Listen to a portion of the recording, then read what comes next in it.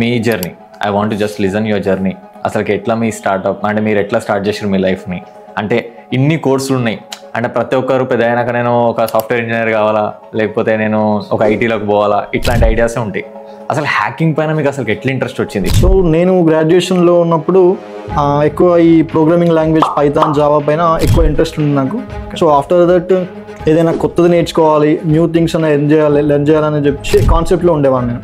So after Java, Python, C, .NET లాంటి course అన్నీ కూడా నేను ఇక్కడ అమీర్పేటలో నేర్చుకున్నాను. సో అప్పుడే నాకు కొంచెం ఏదైనా కొత్తది నేర్చుకోవాలన్నట్టుగా హ్యాకింగ్ పైన చాలా ఇంట్రెస్ట్ వచ్చింది. బట్ నేను అనుకున్న హ్యాకింగ్ వేరు, హ్యాకింగ్కి వచ్చిన నేను ఫీల్డ్కి వచ్చిన తర్వాత ఉన్న హ్యాకింగ్ వేరు. ఓకే. సో అప్పుడంతా కూడా ఏదో hacking, bank account, social media account hacking, ఆ టైప్ ఆఫ్ ఉండే. బట్ ఇక్కడికి రియల్ లైఫ్కి వచ్చినాక హ్యాకింగ్ అనేది టూ బి డిఫరెంట్ టోటల్గా. సో ఇది చాలా డేంజర్ వర్డ్ హ్యాకింగ్ అనేది.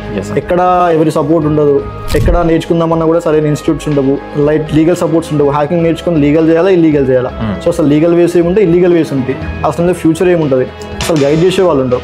సో ఎవరు లేనప్పుడు, ఎవరి సపోర్ట్ లేనప్పుడు 2021లో ఇక్కడ నేను స్టెప్ తీసుకున్నా. సో ఇప్పుడు సక్సెస్ఫుల్గా ఎథికల్ హ్యాకర్గా నేను తెచ్చుకున్నాను.